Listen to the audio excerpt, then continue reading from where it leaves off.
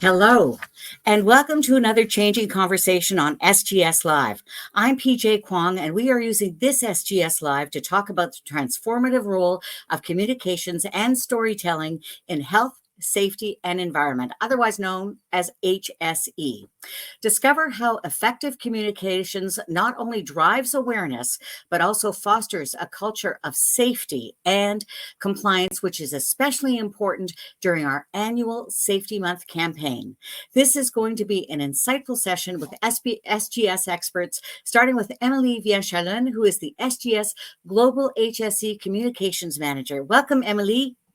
Hello, PJ. It's great to be here with you today. It's wonderful to see you. Our next guest is an SGS AP Regional HSE Manager, Darajit Daoud. Welcome, Darajit. Hi, PJ. Thank you for having me here.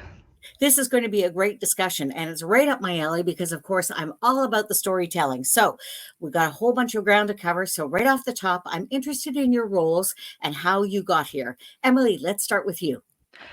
Well, let's start like this. So I've been with SGS for 15 years now, almost 16.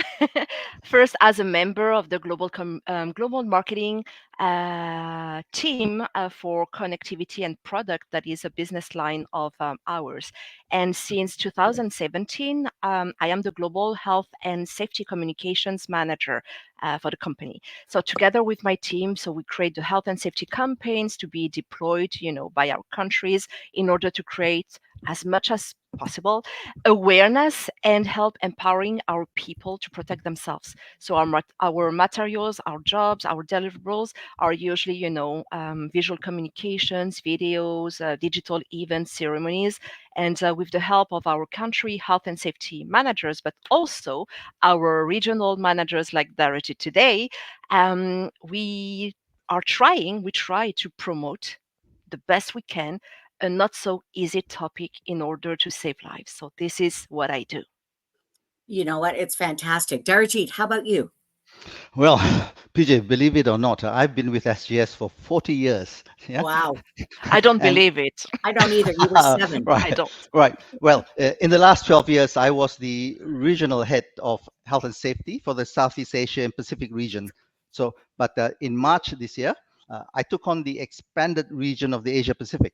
Right. So my role as head of HNS is to coordinate health and safety initiatives encompassing 21 countries from India to China, right, and the Pacific region, including Australia, New Zealand, and Papua New Guinea.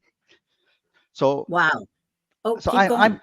yes, and I'm primarily the liaison between global HNS, yes, and the countries within my purview to facilitate seamless communication and alignment of policies and standards, compliance standards, and more importantly, to ensure success of the organization's HNS objectives. PJ. You know what?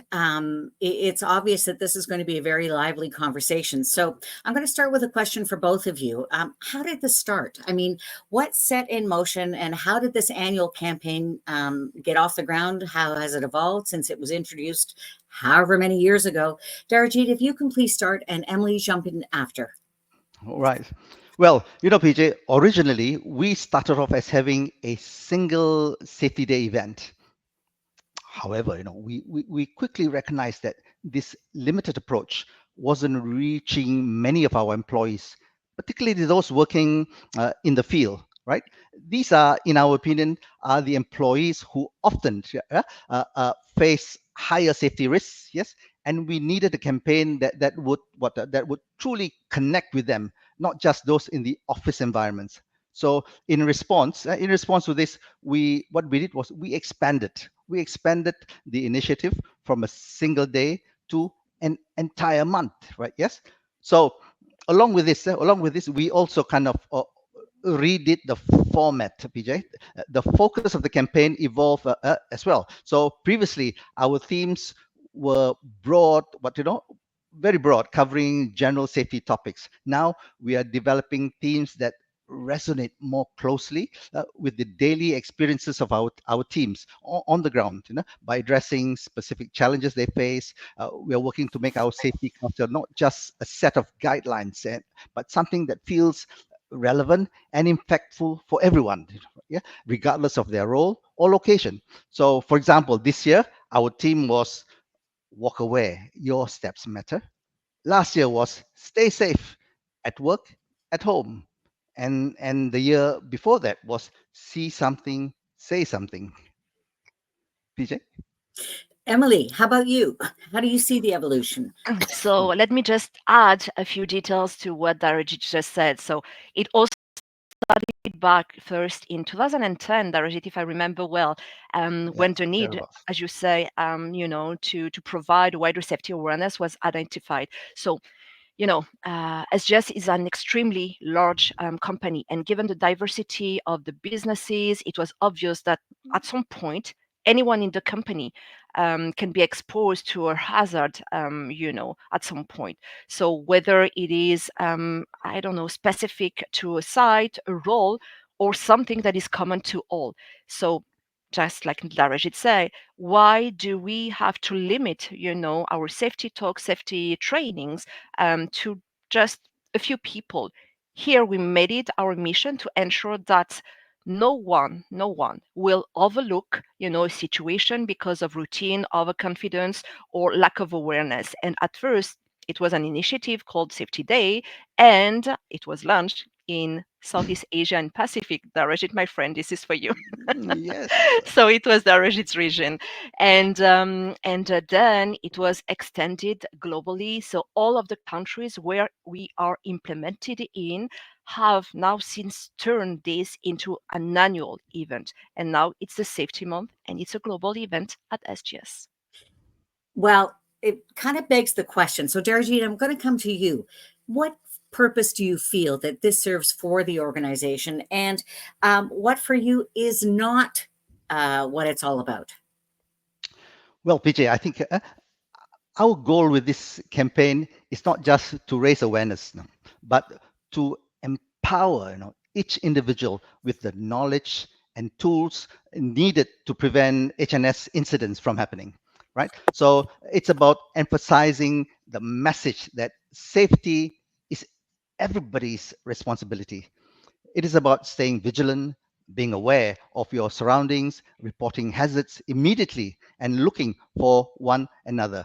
No, we are already constantly reminded about safety at work, through our policies, our Yeah. procedures, and especially by our supervisors. So we said, let's let's in this campaign maybe even integrate the family into the safety dialogue. Imagine going to work and have your family members, right, either your spouses, your partners, reminding you to work safe or not to forget to put on your PPE and come back to us safely. So we thought it would be more impactful and Mhm. also more profound.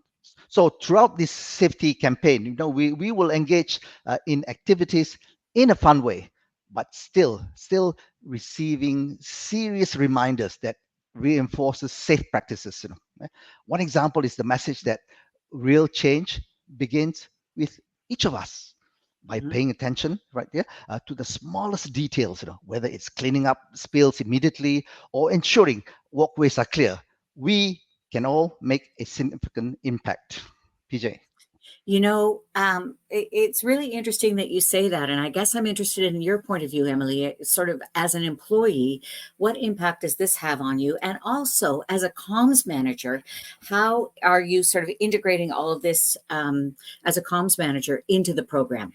Well, PJ, for me, Safety Month is probably what I consider the most meaningful and impactful campaign of SGS at SGS. And I'm not only saying this because my team is behind the conception of those campaigns, but really because the ultimate goal of Safety Month is to equip our people, with the awareness, the knowledge, the tools to protect themselves everywhere and at all times. Let me ask you this one.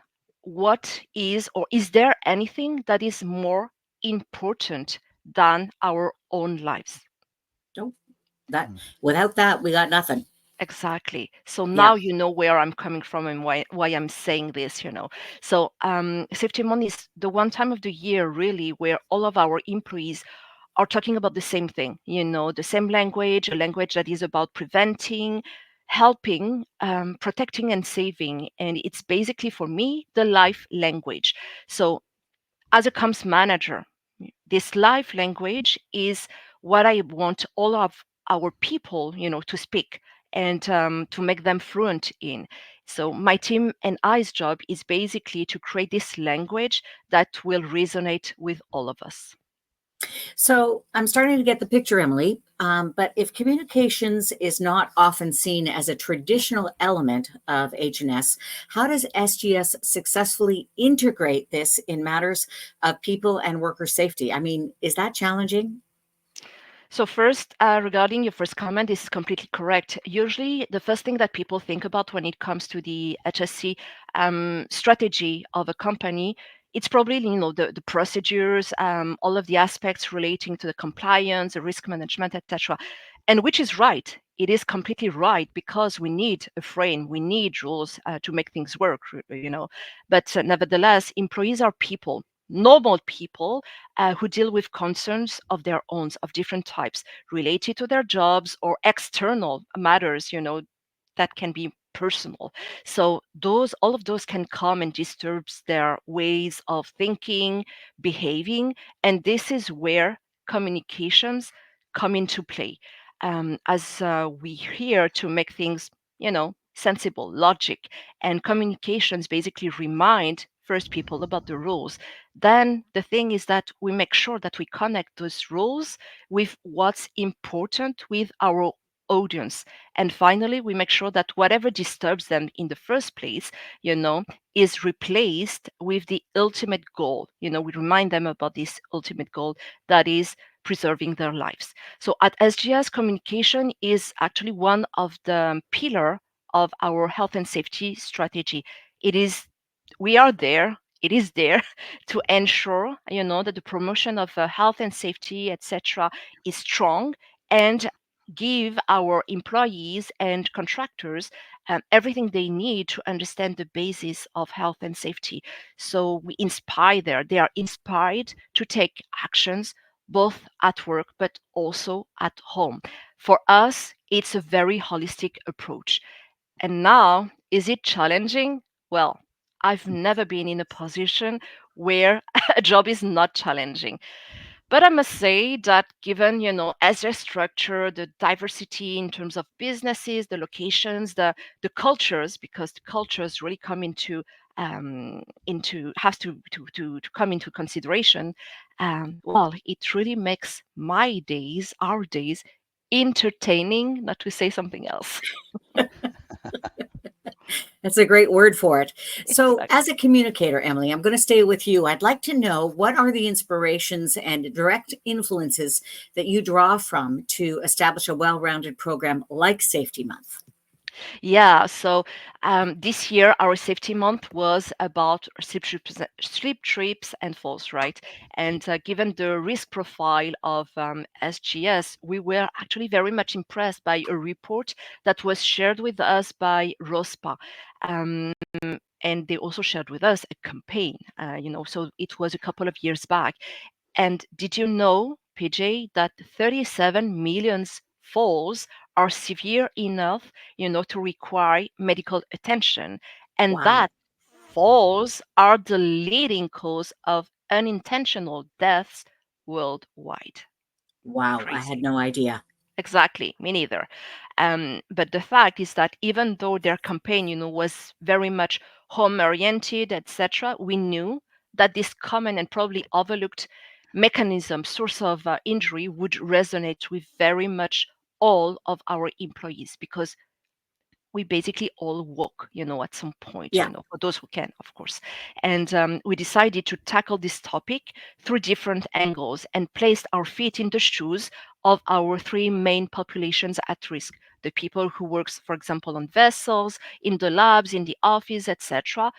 And the thing is that we offer them materials, training packs, also testimonials, that cover everything and whatever they can go through every single day.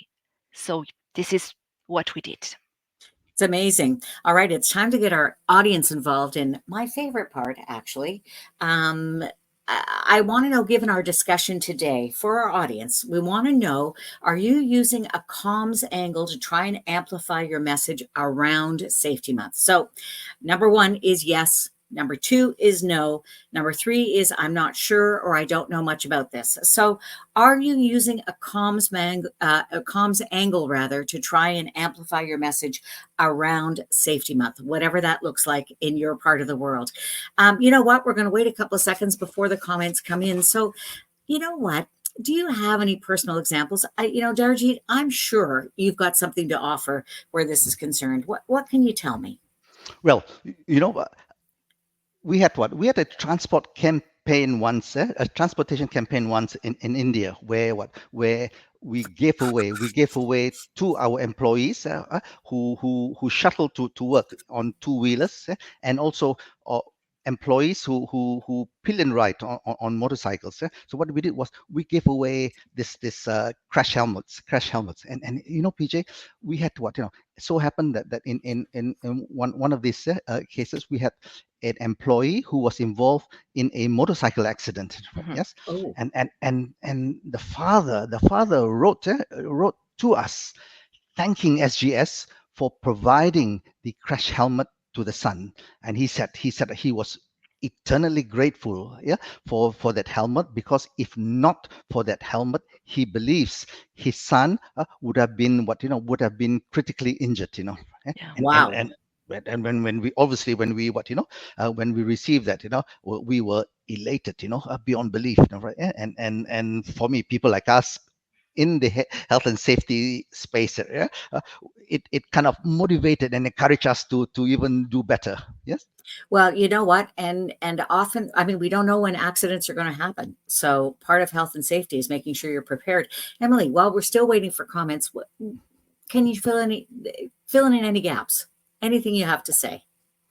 Well, I think that what Darajit just the story that Darajit just shared with us, the fact that we gave away some helmets, etc. But it was an initiative coming from the company, and this is what I was trying to tell you about earlier about the holistic approach, is that whatever we do or whatever we learn or whatever we diffuse, as values in the company, it doesn't just stop there. There is no border, because whatever we are doing here at SGS, we are also really trying to make an impact, out of our limits. So basically, here we were able at some point, to maybe Darajit maybe saved this employee's life, right? It was an accident outside of work, but Well, we you know prevent what? this from happening. I'm interested to know what our audience is doing sort of out there in the world, if they are using this comms angle to try and further Safety Month. So we've got a three, which means not sure, don't know, another three, a one meaning yes, another three. But I also saw when I just quickly scanned the comments that there were lots of people who were involved in using storytelling as an example, a Mhm. few that are not, but many that are. So that's kind of an interesting sort of snapshot of what our audience is doing. So we're going to get back to the conversation now. And Yeah. Emily, I want to know if there's been a moment for you, sort of like Darajit, when you've successfully seen and felt the impact you're aiming to achieve. And would you say that it has reached its intended potential? Definitely, I have one for you, PJ. So every year, since maybe 2000, I don't know, 19 or 20, something like this. So we gather stories from our employees because we do believe in the power of storytelling. And it's for us the best way to engage with our employees and capture their attention. So most of the time we go for the emotional connection, because we really believe that as soon as you connect emotionally with someone, they will pay more attention, they will feel more like responsible about the topic and all.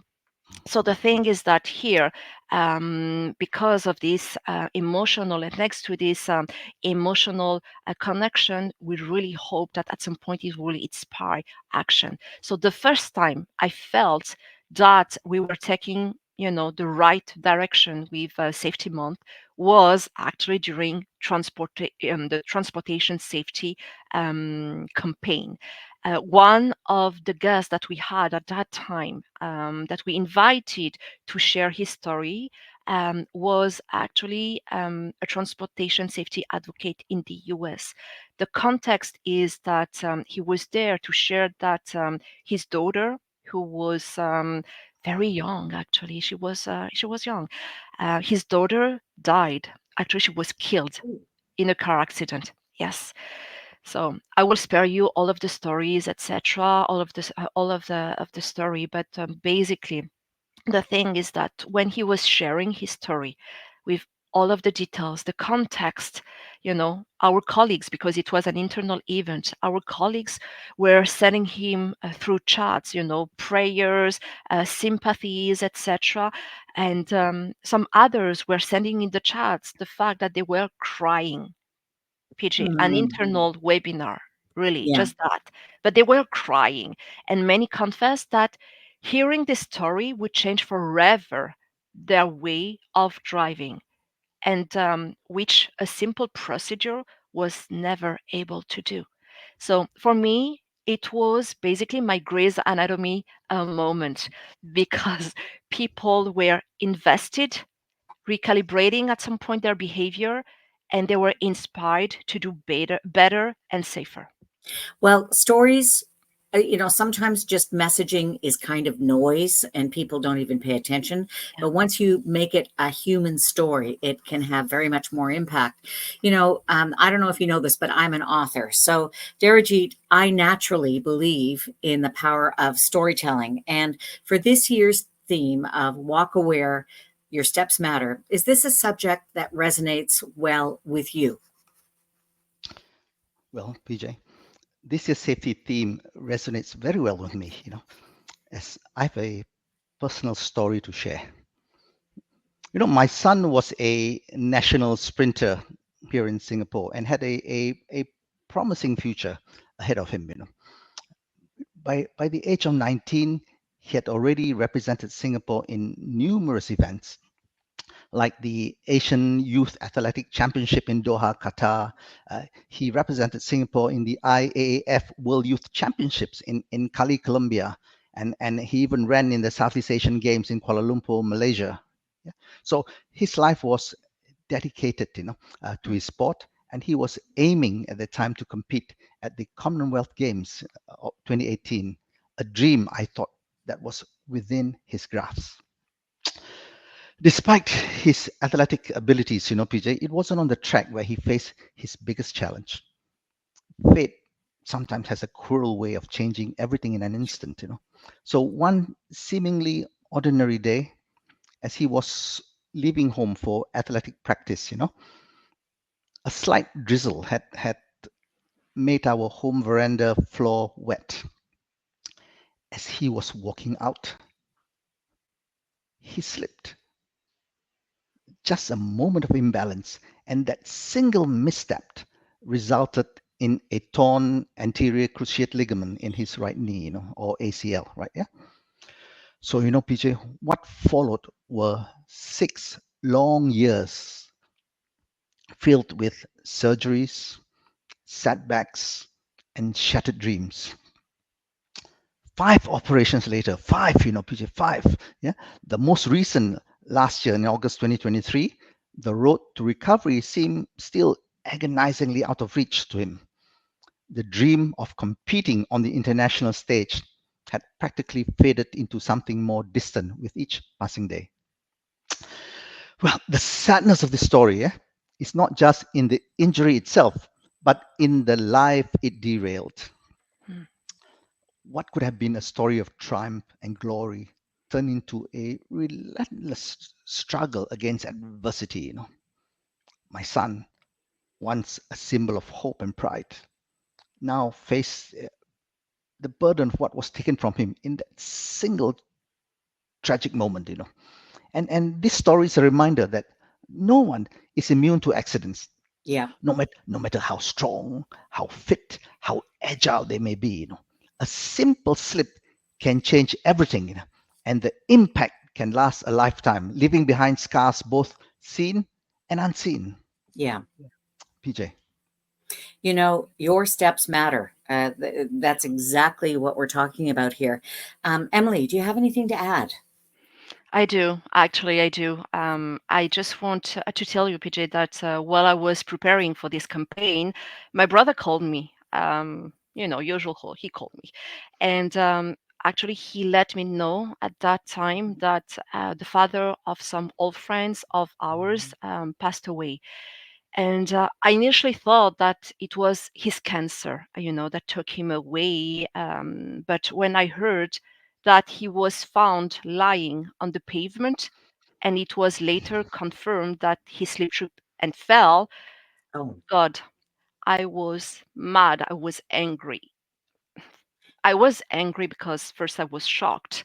Then I was angry because I was sad. But I think that the worst was that I was angry because he survived. He survived cancer, but he couldn't make it home safely from his grocery trip.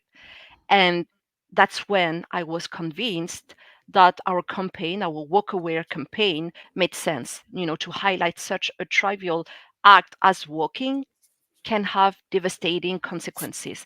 So, but also, because we wanted to make people realize that minor precautions, minor adjustments can change the whole outcome. So before I prepared, for this live event, today's event, I actually contacted my friends, to make sure that they would allow me to share their father's story with you guys. And without hesitation, the eldest son, he told me, "Just do it, Emily. Just do it, because if this can save, people from such a similar loss. Let's not waste the chance. Just share the story." But my friend's story is just one amongst others. During our safety month, many, many volunteered to share their personal stories that happen at work or that happen in their personal, environments. Because for us, we believe that all together we can make an impact. So this you is know what? You where certainly can. And the storytelling is again what brings it home for people. exactly. Let's face it, if you're going to go skydiving, you are fully prepared to take extra safety measures. Yeah. You're not ever thinking about, well, if I'm walking, if I'm going to tear my ACL, or if I'm going to slip and fall and hit my head Yeah. and it's going to end my life. This is very powerful. And I'm not the only one who's interested. I know that our audience is just as fascinated with what we're talking about. We're going to take a quick Yeah. look. Before that, PJ, Yes, can I just add, of course. that as a father, I was devastated, to see my son's dream shattered, and I can only imagine how you must feel, yeah? As I reflect on this incident, as a safety professional, I feel ashamed. I Well, I realize, don't I don't think there's any need for shame, because when you think about it, your isolated incident has the power to be amplified and to act as a beacon for many, many people who are out there. yeah, So you can take it as at least it becomes a beam of light for other people to consider their own situation. maybe so, but I realize that such an accident could have been prevented, and very much like what Emily said, with such simple precautions, right? Yes. Yes, So you're so you're and, right. and ensuring that the floor was properly dried after the rain, placing slip-resistant mats in high-risk areas, or installing, I don't know, even better drainage, at the veranda. I don't know. We should also encourage, a culture of mindfulness, right? Yes.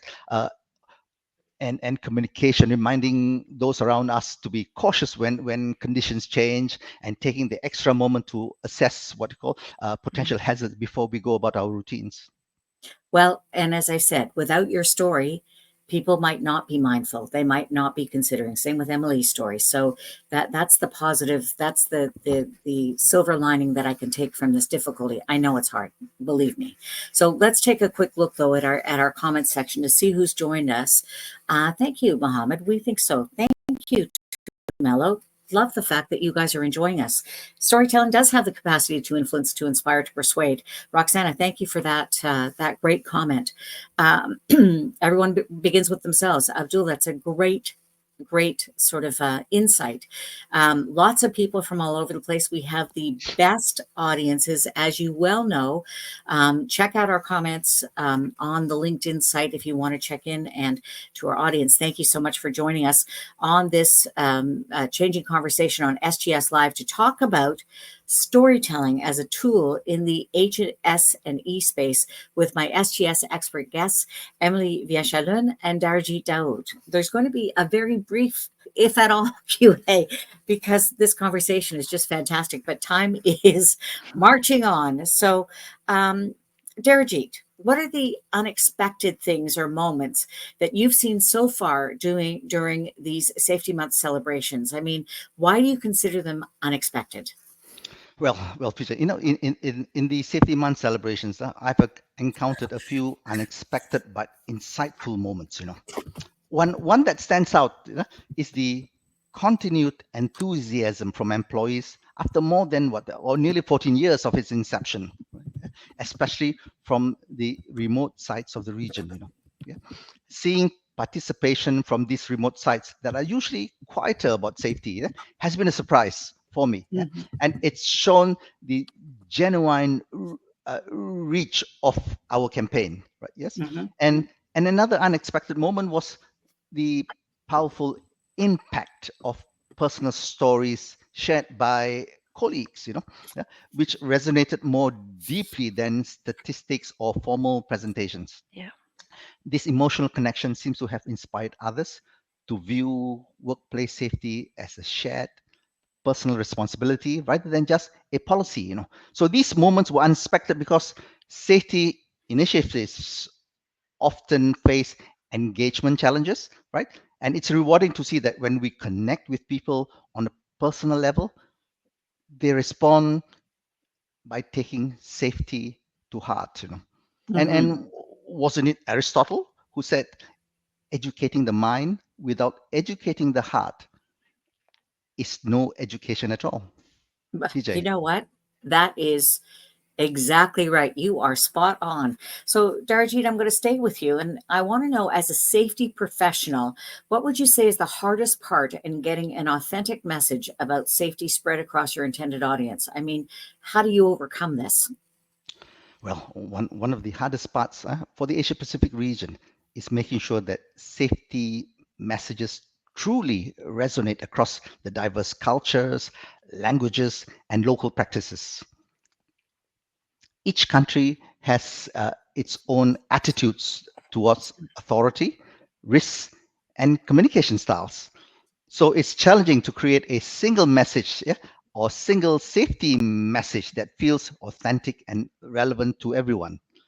Another challenge is moving beyond just compliance. Mm-hmm. In some places, safety regulations may be treated as checkboxes, right? And people may see safety protocols as restrictions rather than something that genuinely protects them. To get past this, messaging has to tap into shared values, right? Such as family, well-being, and community responsibility, while addressing local perspectives. That is what our Safety Month campaign is all about. In fact, our safety mantra is because we care. Also, there's a need to cut through the corporate tone sometimes, that can make safety communications feel impersonal. Real stories from people within the region speaking about experiences or incidents that are relatable often works best. Finally, there's balancing between frequency and medium, using the right mix of storytelling, visuals, and data in a way that keeps people engaged without really overwhelming them. PJ. Excuse me. Our audience is as fascinated with this conversation as I am. So, Emily, I've got sort of one final question before our very brief Q&A. I'm setting this up because our conversation is just amazing and so detailed. I'd like to know if you can give me one benefit of storytelling strategy in your opinion? Well, there are so many of them, but I go for one because I'm time conscious here. In my position as an HSC communications manager, storytelling helps, to go beyond the traditional presentations of data, procedures. And instead, here, thanks to storytelling, we engage employees emotionally, and we make sure that the safety concepts are more, relatable and memorable. So why is that? First is that storytelling actually helps us grasp the real world consequences of unsafe practices. You know, it just makes them concrete. And when employees understand, the context and see the human side of safety, they are actually more likely, to take guidelines seriously. The guidelines are not paper anymore here. It's like really important to them. So this is what we are doing with storytelling, and it actually helps to improve the risk perception. So this is one thing. And I just want to add another one, if you don't mind. I would like to add the fact that the empathy and the personal responsibility, are points that needs to be mentioned. Storytelling humanize, the statistics by showing the personal impact on our colleagues, on our family members. And this emotional connection often leads to adopt, a sense of personal responsibility for our own safety, but also for others. So, communications has evolved so much. And here we can definitely say that the story holds a lot of power to do so. Well, the other thing, Emily, is that you're going from just simply words on a page with a policy Exactly. and an idea to actually that impact is exactly what we're talking about. I'm here talking with my guests, Emily Vienchalun and Darajit Daoud, and we are talking about the impact of storytelling on initiatives like safety, like our own Safety Month campaign. So I've got a couple of quick questions in our Q&A, and I'm going to start with you, Darajit. What else can be done to make the Safety Month even more impactful, do you think? I think in my opinion, PJ, we should continue these storytelling sessions in all our safety months, right? Yeah, where employees can share personal experiences related to safety. Because stories like the ones we shared about could powerfully illustrate, the real world importance of safety. And also, I think we should record or live stream these stories to reach remote employees and perhaps even maybe create a bank of videos for future training. PJ. That's a great idea. Love that. So I have one final question, and it's for both of you. So get ready. Um, I'm wondering if each of you can give me one thing. Okay, you heard me say one thing, right? That companies can do right now if they want to utilize a storytelling strategy in their own company. So try and limit it to one thing, as as much as we could go on for a very long time. So, Darji, let's get you to start, and Emily, can you please wrap things up? Sure. Well, I'm going to continue again with this personal stories. To me, it's a look for personal stories within the company that reflect important themes. PJ, like safety, resilience, or even teamwork.